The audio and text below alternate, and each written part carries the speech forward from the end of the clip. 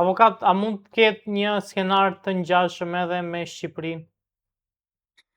Shqiptarët kanë qefin, një pjesë e madhe kanë qefin ndodhi ky skenar, edhe mund të ketë. Kemi parë trima politikën shqiptare që e kanë shkelur me këmbë popullin e tyre. Besoj se kanë hyrë, kanë bërë zullume edhe jashtë, se krimi i kalon më shpejt kufit se personi, apo se edhe politika. Besoj që do ta marrin një mësim. Një pjesë që e kanë po kërkojnë domethënë me qiri këtë lloj aksioni. Besoj do të kemi edhe këtu. Ka nisur me non grata, po ky nuk është një president si duket që qëndron vetëm tek non grata. Dhe po e mëson dhe administrata amerikane që duhet të jenë më efektiv në lëvizjet e tyre. Të shohim. Unë mendoj që mund të kemi. Nuk bëj për dikusin absolut, po mendoj që dhe mund të kemi. Në fakt ka pasur një rast të ngjashëm, le të themi, jo motamo me siç ndodhi me Maduron, por ka pasur një konflikt të hapur të ish presidentit Meta me ambasadorën amerikane të asaj kohe, dhe në fakt u duk sikur, po themi, patin një tension aq të madh sa shumë prej tyre thonë që ishte pikërisht kjo përplasje që vulosi edhe fatin e tij politik. Po edhe mund të jetë. Mos harroni që ai instaloi një retorikë të pashembull, të paktën pas vitit 97, në lidhje me faktorin amerikan, përmendi raketat ruse, përmendi Mali me gropa, ju dha një përgjigje signifikative nga ambasadori e kohës, duke bërë një stërvitje ushtarake pikërisht Mali me gropa dhe duke publikuar disa foto që dukun që ishin pikërisht për të. Ai hyri në vitin 2020-2021 me premtime se do priste duar e koka. Janë kapur, për këtë nuk flasin mediat, po nuk flet as drejtësia, pra një dorë i kanë mbyllur si duket. Janë kapur në Tiranë dhe rreth saj 19 baza me armë. Numri i tyre ka qenë 5000. Aq sa pritet numri i njerëzve që do të ishin rreth këtij vojokushi të kohëve tona, që i kishte ushtarët gati për t'i dalë për zot kushtetues etj. U bë një tentativë e njerëzve të tij dhe disa kanë qenë dhe të përdorur, po disa dhe shumë afër me qarqet ruse, me sa kuptoj unë, për të bllokuar hapësirën ajrore në vitin 2021, të vononin me disa javë zbarkimin e trupave të NATO-s për lojën e madhe ushtarake nga Lituania, Estonia deri këtu ku jemi ne, deri në Ballkan, domethënë gjithë kjo zona pivot që thuhet. Dhe si duket për gjatë kësaj kohe që do të bllokojë hapësira ajrore, do të bënin disa veprime që unë mendoj antikushtetuese, mbas edhe një lloj grushi shteti, unë nuk jam i sigurt, po ai numër armësh që është kapur dhe nuk përmendet flet për një, në realitet dhe aty në heshje flet për një fakt tillë. Dhe u deshi ndërhyrje që u zëvendësuan kontrollorët me kontrollor turq, ishin gati dhe ata italian, të vijeshin funksionim dhe kullat edhe radar për rreth, me që unë e njoh deri diku biznesin e aviacionit. Dhe mendoj që ka pasur një faktor amerikan, mund të themi plot gojën, pasi kam parë edhe interesimin e stafit amerikan në Shqipëri edhe në lidhje me këtë çështje. Ka qenë një çështje shumë shqetësuese, domethënë. Dhe më falni për ndërprerjen, pa të thirrje. Ka qenë ata që kanë stabilizuar situatën, domethënë, e kanë marrë në dorë situatën. Kështu që mund të jetë. Unë nuk besoj. Kam një bindje që ai është i padëshiruar dhe i ka bërë zmetin e tij këtij raporti që e ka krijuar me Perëndimin përgjithësi, po edhe sidomos me Shtetet e Bashkuara.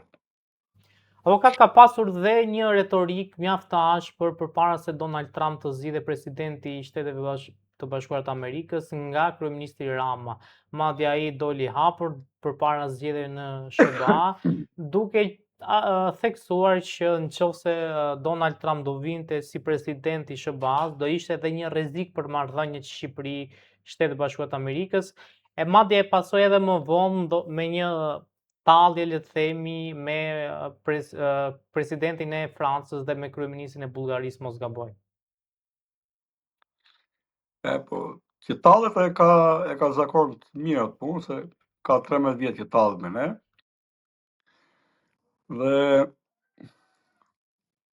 e matë vetën me i në sabaut e me ne. Me gjithë, unë nuk e di ku e ka faktuar të bindjet ti, ku e ka mbështetur të bindjet ti, që presidenti Trump do të ishe faktor jo pozitiv më rrëmë me Shqipërinë. Me ato si person base, po ai nuk përfaqëson Shqipërinë, nuk është Shqipëria. Është delirancë e madhe ta njësosh veten me popullin tënd, ti je ti populli, bile mbi popullin edhe mbi vendin.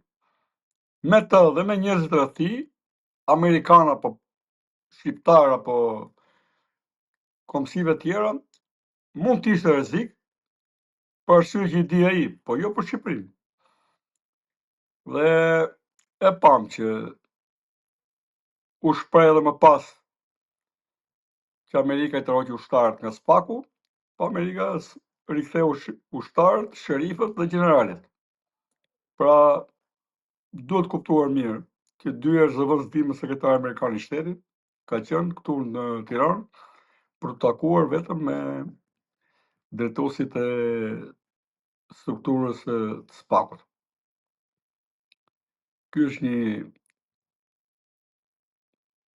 një mesazh, jo s'është mesazh. Mesazh ka qenë, po shpreh qartë vullnetin e kësaj qeverie të presidentit Trump, që ne jemi këtu prezent më tepër se kur dhe më të vendosur se kur për të shuar përpara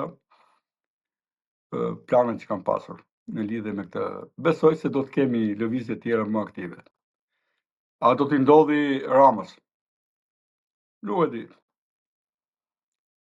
Për këtë mund ta telefononi, mund t'i çoni mesazh, ta bëni një intervistë me Ramën. Si e ndjen vetë Rama? Si e sheh Rama veten këto raporte? A e ka tallur apo jo? Nëse e ka tallur, do të kemi parasysh fjalën që mbajti dje sekretari i shtetit Rupio në praninë e presidentit Trump, që tha mos bëni lojra dhe tallni me presidentin Trump. Me këtë president detyrë duhet silleni ndryshe. Mbase Rama nuk ka qenë i vetmi që shprehu kështu, por ku t'i bie pasaj gishi për të marrë mësimin, duhet ta shohim. Unë mendoj që do të kemi edhe shembuj tjerë, po fillimisht mendoj mund ta kemi në Kolumbi dhe Meksik. Avokat ka pasur ose po ta marrim më seriozisht se po japim rëndësi Ramës, domethënë. Nuk lodhen ata të çojnë në helikopter për Ramën. Mund të çojnë një fjalë kështu dhe zgjidhin atë punë. Nuk kanë rëndësi fare ta marrin kaq seriozisht Ramën, se po japin dhe ne rëndësi.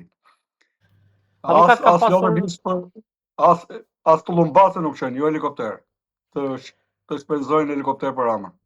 Ndryshe, po themi nga vendet e rajonit që e kanë mbështetur këtë operacion të Shteteve Bashkuara të Amerikës, ka qenë Aleksandar Vučić, presidenti i Serbisë, i cili në fakt ka theksuar që është shkelur ligjin ndërkombëtar dhe ka pasur mjaft shqetësim edhe për fuqizimin e një aleance të mundshme mes Shqipërisë, Kosovës dhe Kroacisë. Por çfarë do të themi ne shqiptarët kur me ndihmën e nënës Rusi, Serbia ka qenë gjithmonë në aleancë me të, vëllazëri, gati unifikim të njëjtë, duke përdorur dy flamur ose dy kauza, kauzën slave dhe kauzën ortodokse. Pra, kështu që çdo përmirësim i marrëdhënie me të pas ka qenë si përfaqësor. Pra kur pas kemi problematika të tilla, Unë mendoj që vetë Vučići është në mbyllje, mos thëmë e ka mbyllur misionin e tij për të qenë në këtë rol politik. Edhe ai duhet të ditë përgatisi daljen e tij nga politika, si përballë popullit të tij, ashtu përballë të gjithë faktorëve të huaj. Qofshin lindor apo perëndimor, domethënë. Ka qenë në vend numëror, i ka shpenzuar kohë popullit të tij për të bërë disa hapa para, për të pozicionuar një herë mirë. Pra edhe me Rusin, po dhe të antarësohesh në Europë, kjo nuk shkon, edhe me Kinë edhe të antarësohesh në Europë, kjo nuk shkon. E ka parë me shqetësim ftojen dhe indiferencën që ka kjo administratë e re amerikane ka shiti. Qaqet e tjera që kanë favorizuar atë nuk janë më në fuqinë që kanë pasur. Dhe ne duhet të mësohemi që nuk ka gjë më të keqe se sa kur vendi lihet pengi agjendave jo zyrtare, për cilat populli nuk voton, por në realitet i sheh që gjithë janë ato që e sundojnë, domethënë. Ne nuk mund të bëhemi akoma të vazhdojmë edhe ne si Shqipëri, por besoj edhe serbët janë me të njëjtin fat me ne këtë pikë po flas.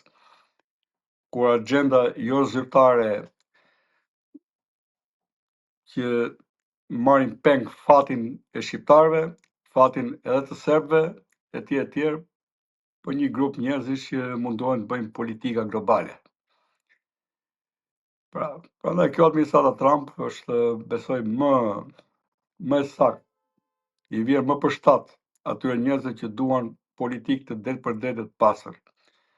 Pra, kur një grup ne votojmë një parti të caktuar, ajo bën atë politikë bazuar në programin, premtimet dhe përkatësisë që ka.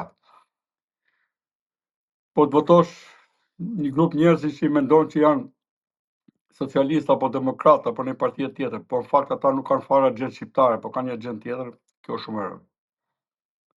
Besoj do t'i bëjë mirë Shqipërisë një transparencë më e plotë së shpejti të situatës politike dhe të mercenarëve që tallen me fatet e mendit tyre, dhe janë tallur në mënyrë më pamëshirshme. Po kështu dhe Vučići, besoj, po e merr përgjigjen nga vetë populli i tij. Unë për vete nuk besoj se do të kaloj në pushtet më shumë se disa muaj. Aty ku është. Po kështu e shoh dhe elitën politike në Tiranë me kryer Ramën. Në të njëjta situatë. Pra besoni që do kemi pavarësisht që këta në Tiranë i kanë bërë zmetin që mos ketë asnjë faktor kundër atyre këtu, po nuk besoj se do ta gëzojnë gjatë pushtetin harram që kanë. Gjitha sinjalet janë që mund kemi ndryshime të rëndësishme në Tiranë. Po patjetër. Ka kohë që po duken këto sinjale. Nëse do të kishte një opozitë strukturuar ndryshe, Rama do kishte ngelur historisat. Opozita t'i trasin mendjes për ata që bëjnë pazar në kurisë saj dhe të shqiptarëve me Ramën. Dhe që nuk i përkasin realisht as opozitës dhe as asaj pjesë të popullit që aspiron për ndryshim.